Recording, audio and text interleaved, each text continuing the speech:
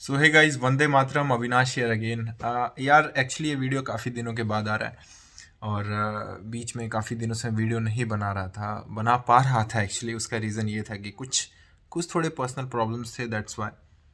So basically ये video बनाने का रीज़न ये है यार, क्योंकि काफ़ी सारे लोगों ने मुझसे इंस्टाग्राम पे मैसेज किया कि कैसे ज्वाइन करना है, डीपी वेसल कैसे ज्वाइन करना है। काफ़ी सारे नए लोग हैं, काफ़ी सारे कैडेट्स हैं जिनमें से कि उनका ये कंसर्न है कि इनिशियली हम डीपी वेसल का अपॉर्चुनिटी अगर मिलता है तो हम ज्वाइन कर सकते हैं कि नहीं, सी टाइम काउंट होगा कि नहीं। बहुत सारी there are lot of questions. कुछ इंजीनियर्स हैं, उनके भी काफ़ी सारे क्वेश्चंस थे। और कुछ लोग ये भी जानना चाहते हैं कि अगर हम ज्वाइन करना है तो किस तरह से जाएं, कंपनीज किस तरह से ढूंढें। क्योंकि यार मैरिक्स वगैरह में भी जो और सी जॉब्स वगैरह भी जो मैगजीन्स वगैरह आती है उसमें बहुत कम, बहुत रेयरली आप ये देखने को मिलता है ना कि वैकेंसीज हैं। आई मीन ऑफशोर के वैकेंसीज उसमें दिखते नहीं है। और एक चीज़ और है यार, बहुत सारे लोग ये भी कंपेयर करवा के पूछ रहे हैं कि मेन फ्लीट अच्छा है कि ऑफशोर इंडस्ट्री ज़्यादा बेटर है। सो यार इन सारे क्वेश्चंस के आंसर मैं वन बाय वन आपको दूंगा। सबसे पहले तो ये कि कैडेट्स के लिए जो कि ये पूछ रहे हैं मुझसे कि हमें ऑफशोर वेसल ज्वाइन करना चाहिए कि नहीं, या फिर क्या करना चाहिए सी टाइम वगैरह के बारे में। तो उनके लिए यार मैं पहले भी एक वीडियो में मैंने एक हिंट दिया हुआ था और मैं फिर से डायरेक्टली आपको बताना चाह रहा हूँ। आई वॉज द कैडेट और मैं मेन फ्लीट बैकग्राउंड से रहा हूँ। मेरा सारा कैडेटशिप मेन फ्लीट में रहा है और पास होने के बाद मैंने एक कॉन्ट्रैक्ट मेन फ्लीट में एज अ थर्ड मेट भी करा, sorry as a junior officer करा। And then I got opportunity to join like in DP vessel. और बढ़िया अपॉर्चुनिटी था, और तो मैंने सोचा कि चलो यार स्विच करते हैं। सो अभी यहाँ एक कैच ये है यार कि अगर मेरा ये सजेशन है आप सबों के साथ, आप सबों के लिए जो कैडेट्स हैं उनके लिए, कि यार पर्सनली मैं ये जो मुझे लगा यहाँ पे जॉब करते हुए कि आप अगर एज अ कैडेट अगर सीधा ऑफशोर इंडस्ट्री में घुसते हो ना, तो जब आप एग्ज़ाम्स के लिए जाओगे तो मोस्ट ऑफ आपको जो एग्ज़ाम्स जो होगा वो एनसीबी वगैरह करना पड़ता है। एफ जी सी ओ सी, आपको एफ जी लाइसेंस नहीं मिल पाता। मोस्ट ऑफ केसेस में ऐसा होता है कि आपको एफ जी लाइसेंस नहीं मिलेगा। एफ जी लाइसेंस अगर नहीं है आपके पास तो ऑफशोर में भी जो अपॉर्चुनिटीज़ हैं, लगभग 80-90% अपॉर्चुनिटीज़ ऑलमोस्ट फिनिश हो जाती हैं। आपके पास सिर्फ इंडिया होता है जहाँ पे आप सेल कर सकते हो। बाकी कंट्रीज़ में सेल करने के लिए आपको कोई फॉरेन सीओसी के साथ इंडियन सीओसी के साथ सपोर्ट में एक और सीओसी, बहामास और पनामा वगैरह वॉट एवर जो सीओसीज वगैरह होती है वो निकालनी पड़ेंगी। और उसके बाद भी अगर आपको उसके बाद भी आपको जॉब वहाँ मिल पाएगा या नहीं मिल पाएगा, इसकी कोई गारंटी नहीं है। ठीक है। इसीलिए मैं मोस्टली जो कैडेट्स हैं, इंडियन कैडेट्स हैं, उनको ये सजेस्ट करता हूँ कि यार आप मेन फ्लीट में जाओ, कैडेटशिप वहाँ से कंप्लीट करो। सीखने के लिए भी काफ़ी सारी चीज़ें मिलेंगी, काफ़ी सारा एक्सपोजर है वहाँ, लाइफस्टाइल टोटली डिफरेंट है। और दोनों यार टोटली ना, आप अगर कंपेयर करोगे मेन फ्लीट और ऑफशोर ना, तो टोटली डिफरेंट इंडस्ट्रीज हैं दोनों। काम करने का जो तरीका है और चीज़ें हैं बहुत सारा ज़्यादा डिफरेंट है। और एक और बात होती है कि मैंने ये चीज़ भी कई लोगों को देखा है कि जिन्होंने मेन फ्लीट्स में सेल नहीं करा हुआ है, जो लोग डायरेक्टली सिर्फ कंटिन्यूअसली ऑफशोर में ही सेल करते हैं, उनको एक थोड़ा सा लालच सा रहता है यार कि they wanted to get in in that exposure ना। उनको चाहिए कि यार क्या लाइफ होगी, इतना बड़ा वेसल है, इतना बड़ा टैंकर है, वीएलसीसी है, सो उसमें तो भाई अलग ही ज़िंदगी होगी, अलग ही मज़ा होगा वगैरह वगैरह। ये चीज़ हमेशा रहता है यार। आप चाहे कोई हो सकता है डिनाई करे कि वो प्रिटेंड करे कि नहीं नहीं हम तो बस इधर खुश हैं वगैरह वगैरह, एवरीथिंग इज़ ओके, सब अपनी जगह है। लेकिन ये जो बात है ना भाई, ये होता ही होता है, ऑलवेज होता है। So I am from tanker background. मैं कंटिन्यूसली वीएलसीसी टैंकर भी मैंने करा, अफ्रामैक्स टैंकर किया, प्रोडक्ट कैरियर भी किया, एक एक बल्कि एक जनरल कार्गो भी किया। ऑलमोस्ट ना काफ़ी सारी जो आई मीन वो मैं ना घूम चुका हूँ। ठीक ठाक सा वेसल्स मैंने कर कर लिया हुआ है और ठीक ठाक से कंट्रीज़ भी घूम चुके हैं। तो यहाँ इस प्रोफेशन में आने के दो तीन रीज़न हर किसी का होता है। कुछ लोग चाहते हैं कि उनको काफ़ी घूमना है, प्लस पैसे भी कमाने हैं और काफ़ी सारी चीज़ें होती हैं। तो मेन फ्लीट में ऐसी बातें हैं, और नहीं भी ये बोल सकते हैं, क्योंकि नाउ डेज जो सिचुएशन है ना टोटली चेंज हो चुका है यार।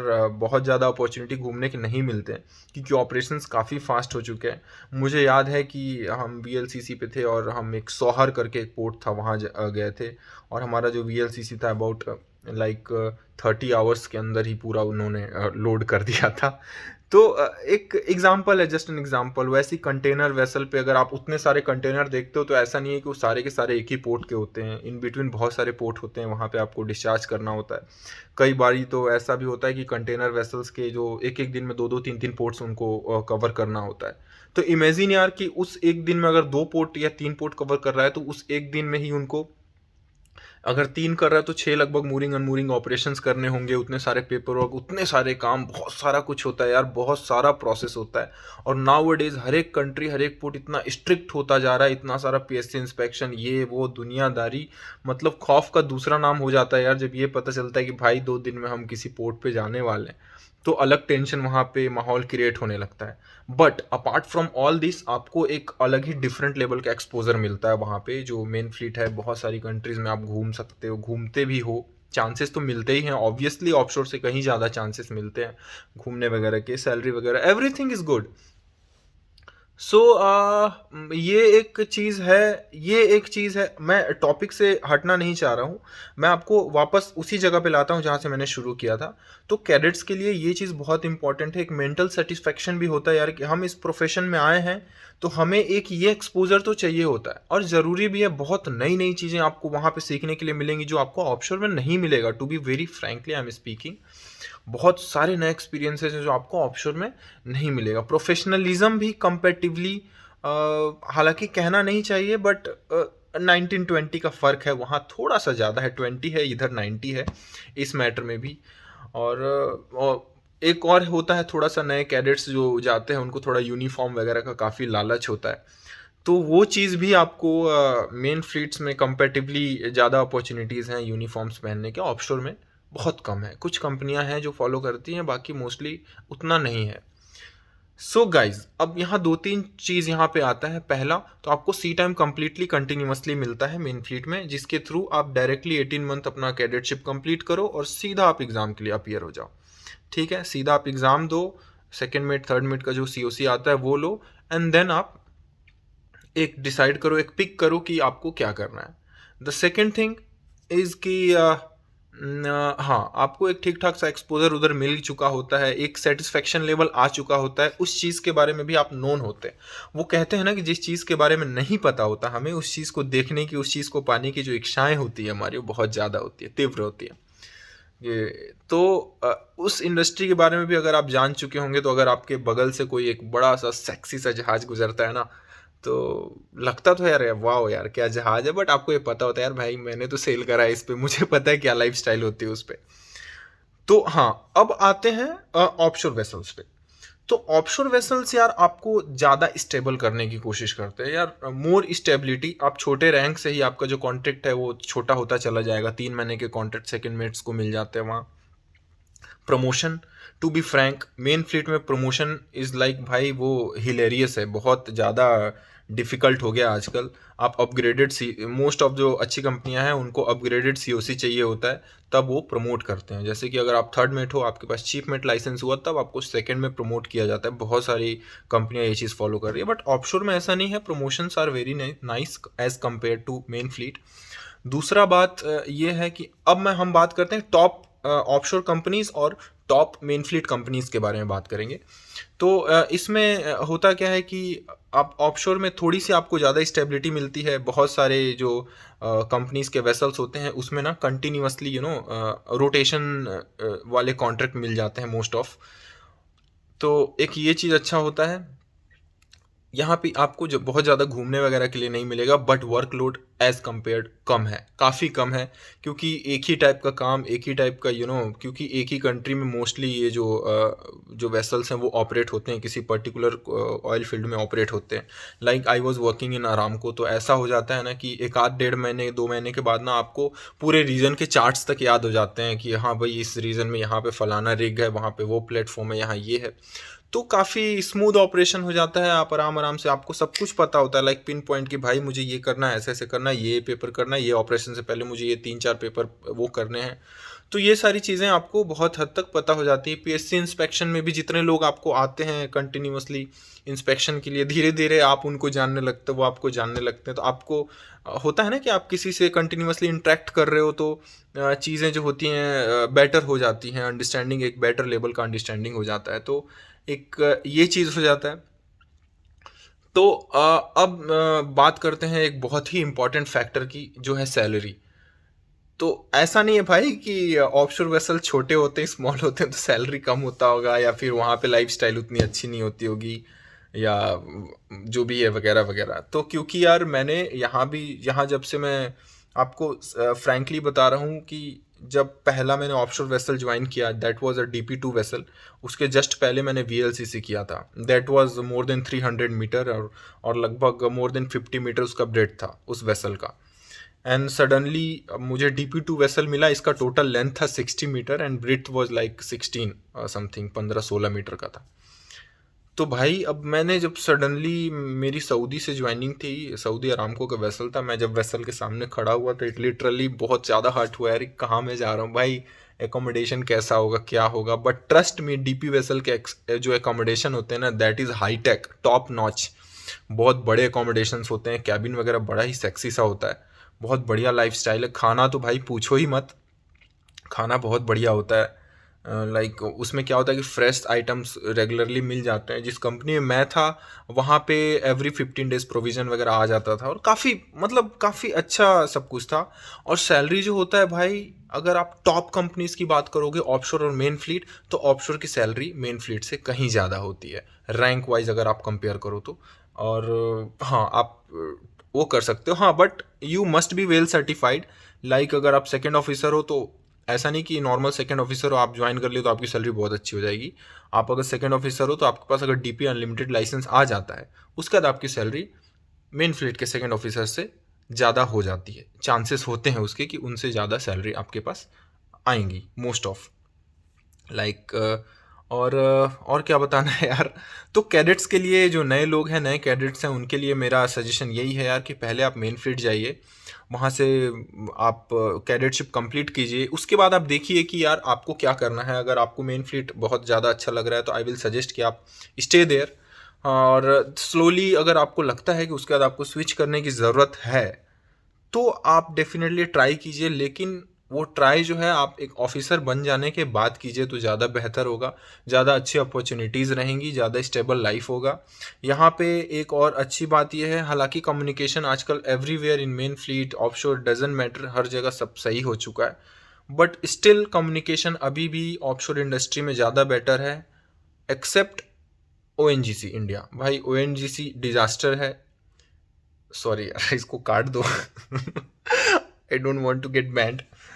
तो डिजास्टर मीन्स भाई बढ़िया है, मैंने काम किया है, बट ONGC में सीन ये है ना यार कि वहाँ नेटवर्क नहीं है, बिल्कुल भी, बिल्कुल भी नेटवर्क नहीं है कहीं भी। तो बड़ा दिक्कत हो जाता है यार। मैं वहाँ जब सेल कर रहा था तो वेसल कई बार 15-15, 20-20 दिन बाहर ऑयल फील्ड में है, तो 15-20 दिन आपके पास कोई नेटवर्क नहीं है। वेसल में satellite phone, just a minute. So guys, एक वही बात मैं आप लोगों को बताना चाह रहा था कि जो चीज़ें हैं वो कंपेटिवली आपको जो यहाँ मिलेगा वहाँ नहीं मिलेगा, जो वहाँ मिलेगा वो यहाँ नहीं मिलेगा। हर चीज़ का अपना अपना फ़ायदे और नुकसान होते हैं। They are ups and downs, और goods and bads are everywhere. तो यहाँ एक और चीज़ है कि यार कॉन्ट्रैक्ट छोटे होते हैं, सेकेंड मेट्स के भी कॉन्ट्रैक्ट 3 महीने के हो जाते हैं यहाँ से। तो कंपैरेटिवली ना फैमिली टाइम आपको ज़्यादा अच्छा मिल पाता है, वहाँ भी मिलता है, बट यहाँ पे मोर फ्रिक्वेंट आप रोटेशन कर पाओगे घर से। 3-3 महीने में आप रिलीव हो जाते हो, सैलरी ठीक ठाक हो जाती है, सैलरी वगैरह भी ठीक ठाक हो जाती है, कम्युनिकेशन ठीक ठाक हो जाता है। एक मतलब बेसिकली कहने का मतलब है कि स्टेबल लाइफ यहाँ पे हो जाती है, वहाँ भी होता है, बट वहाँ से ज़्यादा मुझे, this is all my personal opinion, जो मैंने फील करा है कि मुझे वहाँ से ज़्यादा बेटर स्टेबिलिटी यहाँ पे लगी as compare to main fleets offshore में। बट मेन फ्लीट का जो वो है भाई, क्या बोलते हैं उसको, एक्सपीरियंस है, वहाँ का जो एक्सपोज़र है, वो चीज़ आपको ऑफशोर में नहीं मिलेगा। दैट इज़ डिफरेंट लेवल, उसका बात अलग है। वहाँ की जो चीज़ें हैं, जो ऑफिसर्स के एटीट्यूड हैं, जो वहाँ की जो बोलते हैं लाइफस्टाइल है, दैट इज़ टोटली डिफरेंट। यहाँ से डिफरेंट है, यहाँ से बेटर है, ऑफशोर से बेटर है वहाँ पे चीज़ें। और यहाँ पे भाई सैलरी अच्छी है, स्टेबिलिटी ज़्यादा अच्छा है, फैमिली टाइम आप एज़ कम्पेयर ज़्यादा आपको मिल जाएगा। ये है। और अभी एक और वीडियो मैं जो बनाऊंगा वो स्पेशली मैं इंजीनियर्स के लिए बनाऊंगा। One of my friend is there, मैं उनके साथ ये करूंगा क्योंकि I am from deck background, और मैं अपने आप को इतना एफिशिएंट नहीं समझता हूँ कि मैं इंजन डिपार्टमेंट के बारे में भी आपसे बात करूँ। और मेरी ये कोशिश होती है कि अगर मैं किसी चीज़ के बारे में बता रहा हूँ तो उस चीज़ के बारे में मेरे पास सफिशिएंट जानकारी होनी चाहिए और ट्रू जानकारी होनी चाहिए, जिसके थ्रू मैं आपको ये सारी चीज़ें बता पाऊँ। बस यार आज के लिए यही था। मैं इनके बारे में बताना चाह रहा था कि जो नए कैडेट्स हैं उनको क्या करना चाहिए, अगर ज्वाइन करना चाहिए कि नहीं। और हाँ, एक चीज़ और मैं बता रहा हूँ यार कि ऐसा नहीं है कि अगर उनको अपॉर्चुनिटी मिलता है तो उनको छोड़ देना। अगर अपॉर्चुनिटी मिलता है तो डेफिनेटली ग्रैब इट शायद। और सी टाइम जो है 1/3 काउंट होता है इसमें, पूरा सी टाइम काउंट नहीं होता है। आपको एज कम्पेयर ज़्यादा सेल करना पड़ता है ऑफशोर में, क्योंकि this is not a trading vessel ना, vessels are not in trade condition. Trading vessel नहीं होते हैं। लोडिंग डिस्चार्जिंग होता है लेकिन बड़े लेवल पे जैसे कार्गो वेसल्स में होता है वैसा नहीं होता है। लोडिंग डिस्चार्जिंग आर देयर, सब कुछ होता है। मेरे आप कुछ वीडियोस देखोगे तो उसमें मैंने कोशिश किया है कि किस तरह के काम होते हैं ऑफशोर वेसल्स पे, जो डीपी वेसल्स होते हैं। Basically if I am talking about offshore industry, it means I am talking about the offshore vessels, और उसमें भी खासकर मैं डीपी वेसल्स की बात कर रहा हूँ और किसी वेसल्स की बात मैं नहीं कर रहा हूँ क्योंकि ये जो भी चीज़ें मैं बोल रहा हूँ सारा का सारा डीपी वेसल के कंसर्न में ही बोल रहा हूँ। कोई भी सप्लाई और नॉर्मल जो टग बोट इनके बारे में बिल्कुल भी बात नहीं कर रहा हूँ, क्योंकि उनके केस में चीज़ें बिल्कुल अलग हो जाती हैं। I am only talking about I am only talk भाई क्या हो गया I am only talking about DP vessels, वो भी DP2 वेसल्स की मैं बात कर रहा हूँ आप लोगों के साथ। इसकी बात अलग है, इसका काम करने का तरीका टोटली डिफरेंट होता है। टोटली ऑयल और गैस फील्ड में काम करते हैं, डिफरेंट काइंड के ऑपरेशंस ये कंडक्ट करते हैं, डाइविंग ऑपरेशन वगैरह, बहुत सारे एन नंबर्स ऑफ टाइप्स आते हैं डीपी वेसल्स में भी। आई होप कि थोड़ा बहुत आपको एक आइडिया लग गया होगा यार कि वेदर ज्वाइन मेन फ्लीट और ऑफशोर में डीपी वेसल्स ज्वाइन करना है कि क्या करना है। क्योंकि अगर आप डीपी वेसल्स में जाना चाहते हो तो मैं हमेशा, मेरा ये सजेशन होगा कि बी अ ऑफिसर, आप सेकेंड मेट लाइसेंस लो एंड देन आप ज्वाइन करो। वो ज़्यादा आपके लिए फ्रूटफुल रहेगा एज़ कम्पेयर कि आप सीधा कैडेटशिप आप ऑफशोर में ही कर रहे हो उसके बाद आते हो। तो okay guys, thank you so much. I hope कि दिस वीडियो थोड़ा इन्फॉर्मेटिव है आप लोगों के लिए।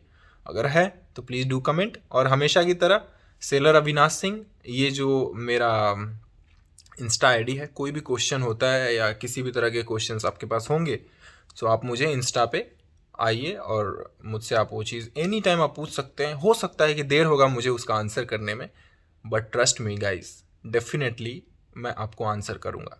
Okay, bye bye, Vande Mataram, see you.